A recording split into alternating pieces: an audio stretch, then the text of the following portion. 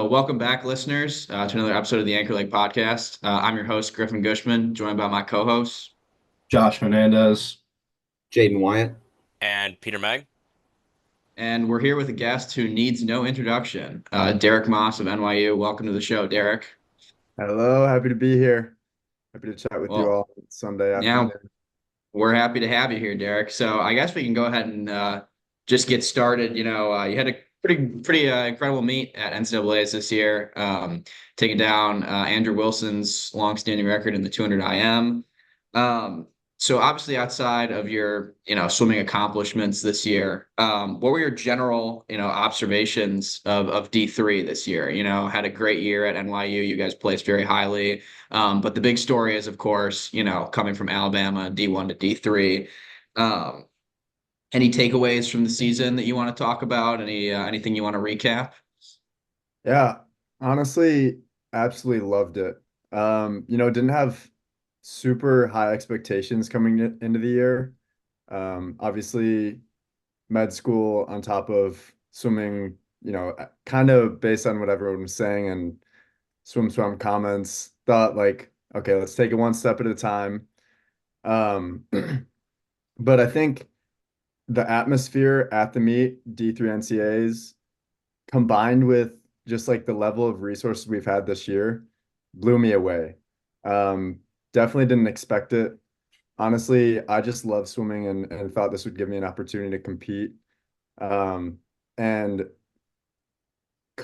incredibly satisfied with both like what my team was able to accomplish, but also with the like like I said again, atmosphere at the meet, and everybody really came together, and it seemed like not necessarily rooting for one person or one team. It seemed like everybody was there just to enjoy fast swimming. And I'm talking about the NCAA meet. And it's something that you don't get to see very often. And honestly, I was there in Greensboro for D1 NCAAs in 2021. And this meet was like blew that meet away, because obviously that was during COVID. So the atmosphere wasn't nearly there, but yeah, just super happy to have been a part of it, honestly. Yeah, I mean, obviously, we could see that Josh and I were on deck there, and Peter was swimming. Definitely seemed like a really fast meet. Obviously, on a D3 scale this year, a lot of records broken. But I think that people are starting to sort of realize that there's like some pretty serious athletes in Division 3. I mean, obviously like yourself, but guys like Justin Finkel, Frank, Toby, all very fast. So, obviously it's not quite on the same level as like an SEC or a D1 NCAAs. But what were your impression of some of the athletes that you met at D3 Nationals? Honestly, I was looking at this and did some quick math, and third place in the 100 breasts at D3 NCAAs was 1.4 seconds off third place in D1 NCAAs, which honestly to me is incredible. Um, I think that there's a much greater academic focus in D3. So like you take some of these athletes and give them D1 environment where you're probably not spending as much time studying. You don't have the same cortisol levels. Um, would definitely be competitive. Yeah, I mean, I think that's, obviously pretty true. I think the 100 breast was definitely a bit of an outlier this year in terms of all the events. I mean, obviously Garrett really stepped up and raced this year. You and Jake were the big headliners there after, he went his 52 at midseason. Then, obviously you joined him at like that little NYU last chance thing that you guys did. But yeah, I hadn't really ever thought of it that way. That I like that saying that your cortisol levels are a little higher competing in D3 than they are in D1. And you know, Obviously you had a great career at Alabama. You could have totally finished off on a high note as, like a multi-time SEC champion, D1 All-American. Why, choose to take that extra year of swimming, subjecting yourself to this grind of, like you said, the increased cortisol, increased stress, balancing that with med school and swimming. When did, the fifth year sort of become a viable option to you? Yeah, great question. Honestly, haven't gotten this as much because I think people sort of have grown to understand the importance of working out and having that schedule. And for me, it made it so it was more regimented. I think if I were trying to work out on my own, I might get in for 30 minutes and then think like, ah, shoot, I gotta go study. But in hindsight, it ended up working out for me both academically and athletically. In terms of why I made the decision originally, I think it ended up coming down to whether I wanted to take a fifth year in D1 or in D3 in med school. And the reason why I didn't consider stopping swimming was because of the Olympic trials this summer. I thought it made sense once we found out in 2021 or two, whatever, that we would get this fifth year to take it and train through trials and then have that be my last meet. So yeah, I ended up deciding between taking fifth year D1 and D3.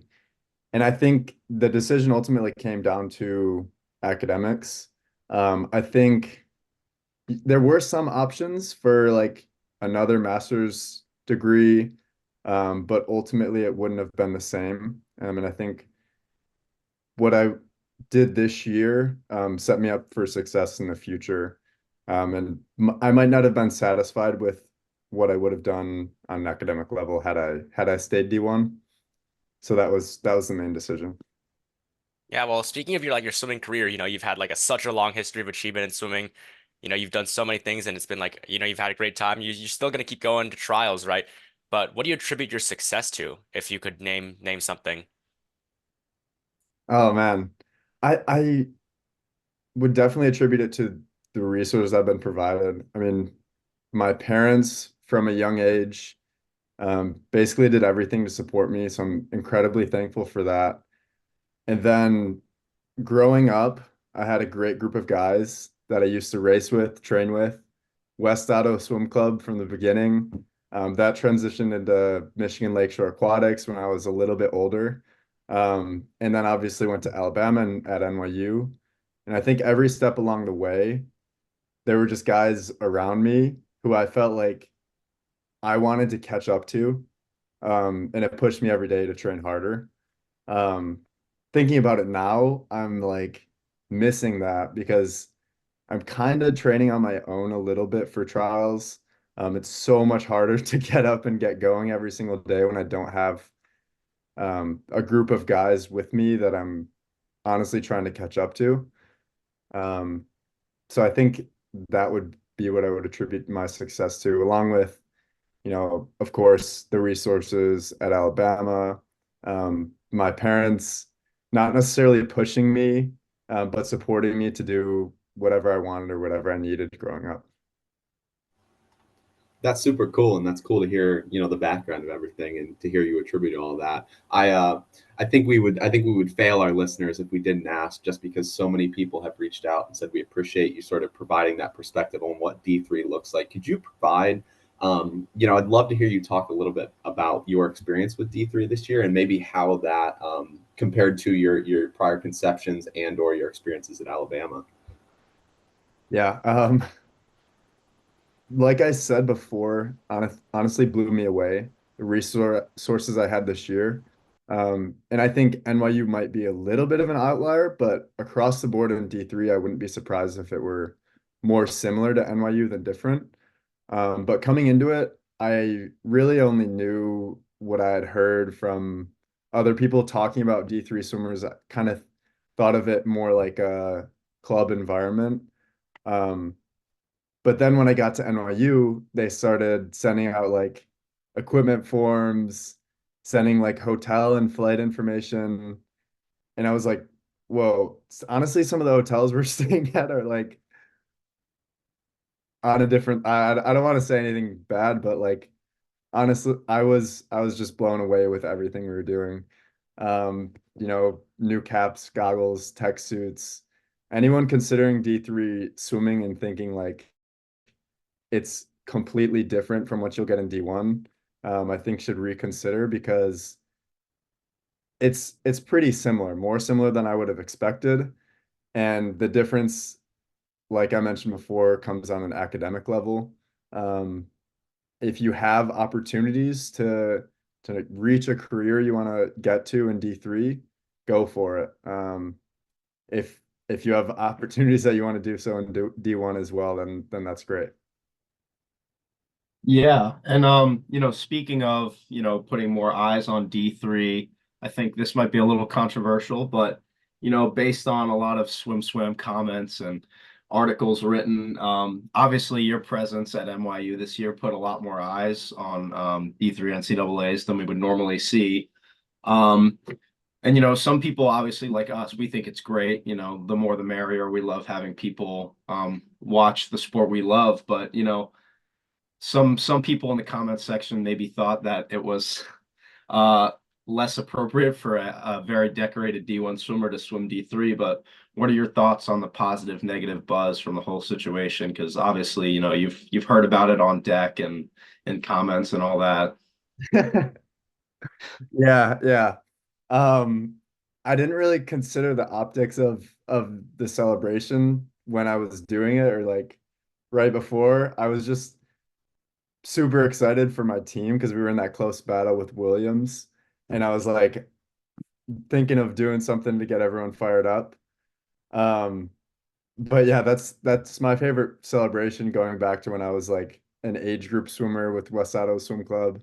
My coach was Sam Hoekstra, who swam for Louisville with Joao DeLuca, um, who like I kind of attribute that celebration to. So I've kind of known it for a long time, and then it was my last individual race. So it made a little bit of sense. But I also do understand like watching the video didn't didn't look incredibly humble. Um, and definitely that wasn't what I intended because like I've said, I have nothing but respect for the competitors in that field. And honestly, I was behind in that race to Jake Meyer, like for the majority of the race. Um, so yeah, didn't mean any disrespect, of course, with that celebration, but if it helped bring more attention to D3, then that's great. I guess like more on like a macro level. I remember when, there was like an article first put out about you transferring and people were like, oh, like this is just like so strange, like he's like just going to D3 to just like dunk on people. What exactly did you like think of like the whole transition, like as you were deciding on med school? I know you mentioned you were kind of between like D1 and D3. Like obviously, NYU Grossman, great med school, you can't really beat it most other places in the entire country. What were some other places you were, considering? And I obviously you didn't come to D3, right? Just to dunk on people and, like add a couple accolades to your swimming career. But what did you think of that whole process in the search for a fifth year school? Yeah, I think when I was accepted to NYU, that was kind of where I wanted to go for honestly much of my college career. So I was kind of set on that from a medical school standpoint. But the decision for me came down to whether I wanted to take a fifth year like at Alabama or at another school and defer med school for 1 year. Um, but yeah, that would have just put 1 year along of training and then when it came down to swimming for NYU, I I saw the comments on Swim and like dunking on people, and I think that's kind of a meme now because obviously I wasn't really dunking on people. Like there were a bunch of great races, um, and I honestly just thought it was funny. Like I don't really think too much of the swim comments, especially after being at Alabama for 4 years, where there's a lot of infamous like situations that occurred there. And sometimes like I think it's a great form of entertainment for the sport in general, just to like have kind of like a Reddit thread that you can scroll through and see people's opinions. And honestly, I'm losing my train of thought a little bit. So if you could help me get focused again, that'd be great. Yeah, I wouldn't really say like the swim comments need to be taken that seriously, considering that we're on there all the time and putting up joke comments. So I mean, it's definitely very fun to watch. I mean, whenever I'm like, have some free time, I go on and I just see what people are yapping about. And I think it's definitely something that you should like everyone to our listeners should consider going on, because it's a gold mine. Yeah, definitely. I Or mean, there's some great articles recently, and people will really like when you get that anonymous background, you can really post like whatever you want as long as it follows the guidelines. Um, so I love it most of the time. here's a quick PSA to anybody listening. If you're actually looking for a real Reddit thread of swimming commentary you can scroll through, go on r/NCAA D3 swimming. That's the newest platform that's better than the swim swam comment section. Love it. Then you have a little bit more accountability. You got that like account with your name. But I think I've seen actually one of the threads from there. Definitely gold. Moving on, I think there's a huge thing about like college swimming is that like you have to balance your work-life balance with like swimming and like studying. And I think you going to NYU and having a very successful swim career, and then have obviously being in med school, I feel like you're the expert here on this. Do you have any suggestions like to us and the listeners on how you can better balance both demands of like school and swim? Yeah. Honestly, I have a test tomorrow, so what's on my mind right now is Anky. Been doing like a ton of flashcards lately, and I think it's just something that you can do if you're on the move. If I would have had this in college, it would have been an absolute game changer. But I don't know if you're familiar with it. It's just like a flashcard app that you can get on your phone, and it essentially completes spaced repetition for you. So if you say like you remembered a card, then you see it whatever 2 months later. And if you didn't remember, you might see it 4 days later. But that's been really helping me lately when I'm like on the move. That way you can basically take advantage of every minute where you'd otherwise be walking or like on a bus or something. But as far as balancing swimming and academics, I think that it really comes down to being able to focus in class and spending that time while you're in class, um, actually taking in the material instead of just like sitting there and then banking on being able to study later. Because you guys know this, like as swimmers, we don't really have that time to go back and read through our notes at night or read through the slides again. You got to understand it the first time through, and then sure, you can study a little bit before the exam, but for the most part, we have to take advantage of all the time that we have in lecture. And I think that was the biggest thing for me to learn, especially coming from high school, where you were kind of just required to be in class for 7 hours a day and didn't really have to be paying attention the whole time. But when you have 3 hours of class a day in college, like those 3 hours have to be like absolutely locked in. It's definitely an interesting perspective there. I actually I talk with Jaden about this all the time, and I think that's definitely something that you keyed on, is that like with the schedule that we have, like you can't just bank on like showing up to class and like scrolling on like Swim Cloud the whole time, and then like just being like, yeah, I'm just gonna like memorize all this later. Like it's like if you like sit in the front and like take notes, like you're just doing like better than 90% of people. And like also, I've never heard of this Anki thing, but like that just like I'm a secondary major in cog sci, and that just like totally dinged my brain when you were like, oh, like talking about like spaced repetition and stuff.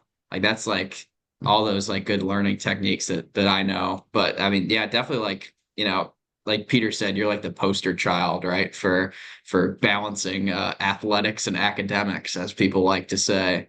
Um, but Yeah. yeah, I've never really thought about it that way. That we don't have the luxury of being able to screw around in class and kind of just bank on other time for rehearsal. Definitely. And if you talk to some of my NYU swimming friends, they might not look at on Anky as favorably. Because like I would kind of just be doing Anky like in the dining hall sometimes, and everybody would clown on me. And then I would put it away, of course, but it's just like sometimes a bad habit, but also a good habit at the same time if you can get yourself into it.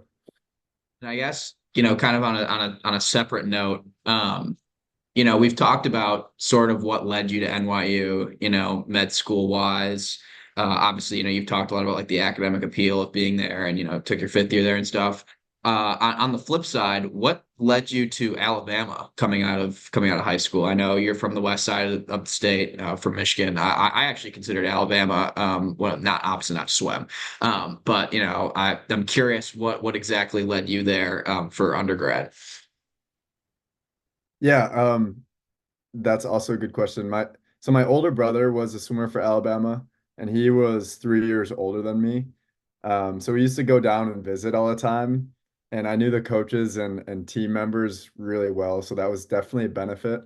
But I think being exposed to the facilities, like when I went there my junior, senior year, that was when they were constructing or at least planning the new pool.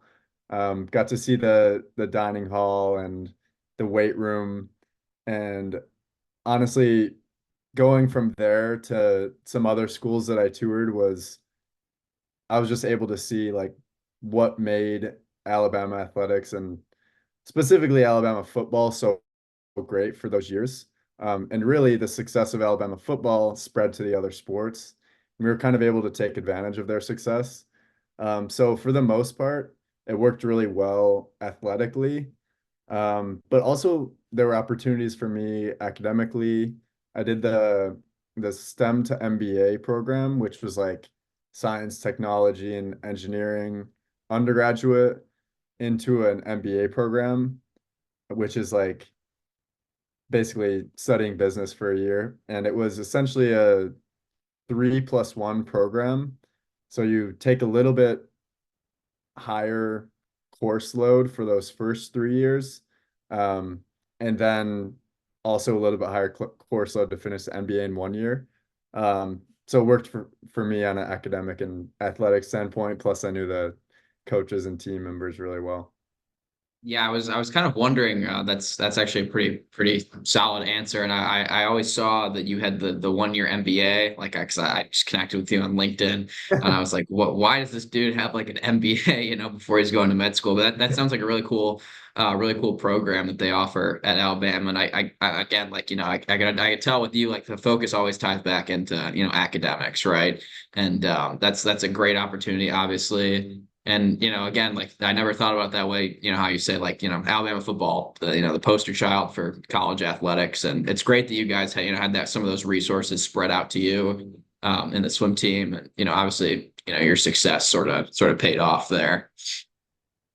Yeah, I think it's awesome when Olympic sports can sort of take advantage from some of the revenue sports where we might not be pulling in money, but I think having great Olympic level competition in the US is great for our society. Like having so many great American swimmers reflects down to the lowest level and you get people interested. And it just makes us healthier as a whole, which I love. Definitely agree. Yeah. All right. So to bounce to kind of a different topic, as the anchor leg social media guy, I'm very curious about this. So we all are very big fans of your YouTube with the technique videos and the short vlogs and all that, some of the quarantine stuff I remember watching back when I was in high school. So how did you kind of get into that? Like what spurred your interest to start filming these videos and putting out all these technique analysis stuffs and I guess show that you're like a student of the sport, I guess. Yeah, I had a lot more free time in COVID, like you mentioned, and honestly have spent so many hours in the pool on YouTube doing dry land, learning about new techniques and new workouts I can do to, make myself faster, but also more healthy as a swimmer, avoid injuries. And I think the idea behind the YouTube channel was I wanted to spread this knowledge before I lost it. Because at some point, like if you don't swim and you don't think about these little technique tips all the time, you're gonna forget them. And so I wanted to kind of put that out there because, like I said, I've spent so many hours just watching random Olympic finals on YouTube and seeing what they're doing differently from everybody else. And then trying to correlate this in the pool with what I'm doing. So yeah, just wanted to share that with everyone. Hopefully it helped you guys. Hopefully it'll help me in the future when I try and get back into swimming. But yeah, we'll see. Yeah, that sounds like something Jaden has been doing a lot of thinking on, if you want to talk about that. You Nah, Josh, you're giving me too much credit. Derek, I'm so curious for your opinion on this, but I'm gonna pass it back to Griffin so I can really give him credit. We've got a new philosophy. It's called swimming cognition, metacognition. Griffin, can you give him the rundown on this theory that you've postulated? All right, so this is gonna sound like completely ridiculous. We like sort of like hit on it a little bit when you were just talking. It's like oh, like like I make these videos like to spread knowledge. Like, well, I'm still thinking about it and like thinking about all these technique tips, and, like watching like some finals. Like this was like the cog sci major me thinking one day. It's like so like metacognition, right? It's like thinking about like what you're thinking about, right? So like Jaden and I one day were like at practice and we were like, man, like I need like a new like mental cue for my freestyle, man. Like this is not working. And Jaden's like, my shoulder's been hurting since like the fall. And I was like, dude, like you just got to try like metacognition. Like think about what you're gonna be thinking about while you're swimming freestyle. And like so we just like have like started doing this thing where like we just like think about swimming like all the time. Like we'll just like run into each other and be like pop those elbows up, Jaden. Like just like talk about like random crap like that. Is like does this resonate with you at all as somebody who's like a kind of a swim nerd and thinks about swimming a lot? Oh yeah. So much. Honestly, when I was learning straight on freestyle, like you would walk up, see me anywhere, and I would just be practicing that motion. And thinking about what it would feel like when you're actually in the pool. So I love that you guys are doing that too. And from an academic standpoint, like science, there are honestly quite a few studies that show swimming as a whole, because of the technical nature of the sport, helps with long-term cognition. And if you have swimmers in their 50s or 60s or 70s, it helps decrease those cognition decreases. Like essentially, it takes away the decrease in cognition when you get older. So it helps you long term. And I think a lot of it is you have to constantly be thinking about what you're doing, not only with the arms and the rotation, but also the legs and connecting everything together. So many different aspects, all working different areas of your mind. There So we go. you do think of like maybe writing a paper on it at some point, you should consider that because I would love to read it. I Yeah, was I've got just going to say, Griffin, we'll have to publish my up. senior capstone. Yeah, I could write a paper on this. This is interesting. Now we've got the appeal to authority here. We got the future doctor on the podcast telling us that it's good. So we got to get cracking on this new theory now. So I'm glad that we got some agreement on that one.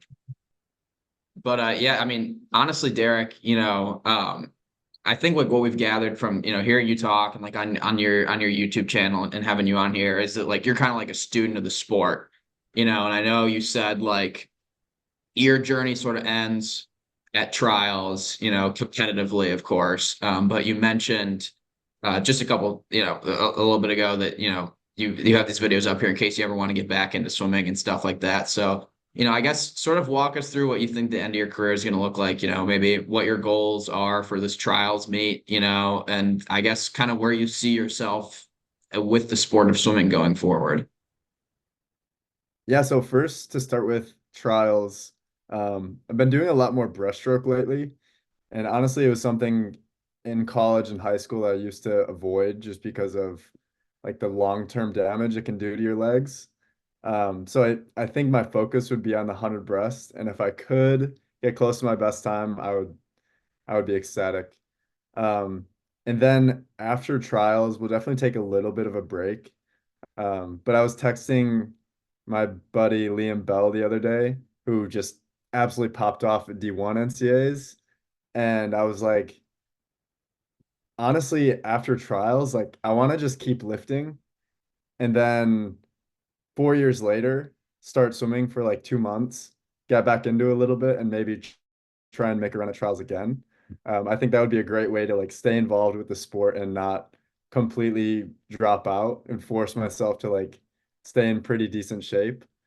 So that's probably what I'll do in the 4 year short term, because I love swimming so much. You guys know, like I don't think I'm ever gonna just stop swimming for like 3 month long periods. Sure, I might take a month off, 2 months off, but I'll probably hop in once a week, twice a week for much of my life. Yeah, no, speaking of Liam Bell, right? I want to ask, what's your opinion on this only lifting gig that he has going on? Like, do you think it's gonna what do you think about that? From a medical standpoint, does it work? Yeah, I mean, what he did last summer definitely works for the 100 breast short course yards, as we saw at NCAAs. Just gaining a ton of power.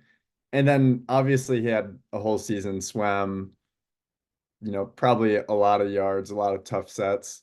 So he was still able to use that power in the pool. And I think it can work in a 50 breast, 100 breast long course. I think he's gonna pop off at trials, and he'll probably need a little bit more aerobic training. Um, but it's something that you can't really do long term. I don't think you can only lift and not do aerobic training for several years and expect to like swim well in a 200 unless you start swimming again, of course. The only thing is that it kind of sacrifices what you want to do in the summer season long course. So I think Liam being at his internship worked super well for him because he didn't really have any meets to think about in that long course season. But someone who might want to do really well at like a long course meet in the summer, you might not be able to only lift and expect to swim a 100, 200 breaths and then be able to come back in NCAs and do it as well. So it really depends on the circumstances. And obviously, like Liam cracked the code with that 100 breaths. That was awesome to see. Yeah, I got a question. So I remember talking to you after UAA, and I was talking to you, and I said, "Hey, what's your lineup gonna be like going to NCAA?" And you were like, "Oh, I'm probably gonna, hit the breaststroke lab, do some more." And it didn't really click for me that you were gonna like, do the 100 and 200 breaststroke. But looking back now, right, knowing that you were gonna change your lineup to breaststroke, is that like what you did between UAA and NCAA, like hit the gym a lot, or how did you prepare for that with like that quick turnover? Yeah, I lifted like 4 times a week for the 2 weeks after UAs, and then I took 3 weeks off. Um, Honestly, wouldn't really recommend it because physiologically, I don't know how much you're going to get out of those 8 lifts. It's probably something you have to do like Liam, lift 6 days a week for 10 to 12 weeks to get the maximal benefit, without doing aerobic training during that period. Um, but, from a micro standpoint, like you were mentioning, I think you can take a little bit from it. If you're shifting strokes, you definitely need a little bit more power to do breaststroke, a little bit more finesse and endurance to be able to do 7 underwaters off every single one, a 200 backstroke. I don't know if Yeah, that's so yeah, okay. no, I mean that kind of answered the question, but again, you sort of alluded to this when you said like, oh, like the long-term damage the breaststroke can do to you and stuff. With that being said, I know that you primarily focused more on the breaststrokes when you swam at Bama, and then you kind of dabbled a little bit of backstroke this year. How did your like training sort of evolve this year? I mean, we saw you doing the 100 and 200 back for most of the year, and then, like you said, you kind of switched up a little bit, but were you training a lot of breaststroke during the year? Honestly, was probably training a similar amount of breaststroke that I did at Alabama, which wasn't much. I think you can kind of get away with it in short course breaststroke, not having that base of kick, especially because you really just like spam 6, 7 strokes off the wall, and then you're fine. It doesn't take a lot of breaststroke kick. But this season I got injured on my hand, wasn't lifting quite as much because the injury was actually because of lifting. So that was like one sacrifice that I made. And I also didn't eat quite as much. So I was 15 pounds lighter. So I think that loss of power had to do more with my backstroke success and breaststroke like decline a little bit than the actual training did. So all this goes to say, like, there's so much that you're doing outside of the pool that affects how you're swimming. And obviously significant effects. Like for me, I dropped a significant amount in the 200 backstroke and added a significant amount 200 breaststroke. So these are real changes just from what I'm doing outside the pool. So I think that's an important takeaway. Yeah, I mean, speaking of, this is, again, sort of shifting gears here, but it's something that I had been wondering a little bit. And actually, one of my friends had kind of brought this point up to me. You mentioned like, outside of the pool again, like you and Liam Bell, definitely both like very smart people on the Alabama team. Like he did like a crazy internship, and I think it was at Blackstone last summer when he was lifting and all that. What was it sort of like, because you sort of hear the stories of people, that are student athletes and athlete students, right? When you were on Alabama, what was that experience like of, sort of being pretty entrenched in school, preparing for the MCAT, doing this STEM MBA track? And how was that like, sort of different from your teammates versus like when you went to NYU, right? Everybody was kind of in the same boat with prioritizing the academics a little bit more. Talk a little bit about that transition, if you care to mention that at all. Yeah, I think especially in my class at Alabama, our focus was always on both academics and athletics. I don't want to say leaning towards academics because it probably was a little bit more on swimming for parts of our careers. But several of my friends, Riley Van Meter, Jack Zhu, Matt Mankey, Cam Auerbach, Liam Bell, of course, Jake Markham, we're all in the same class. And really set ourselves for success outside the pool because when you look at it, none of us were ever going to swim professionally long term, especially. And even if we did, it wouldn't really have been a sustainable way to live. So that's, I think, what's important about swimming is that it helps with cognition. It's probably going to benefit you in the classroom even more than hurting you because of the time lost. And especially long term, those time management skills will help you as well. And then when I came to NYU, I think that was the standard for everybody.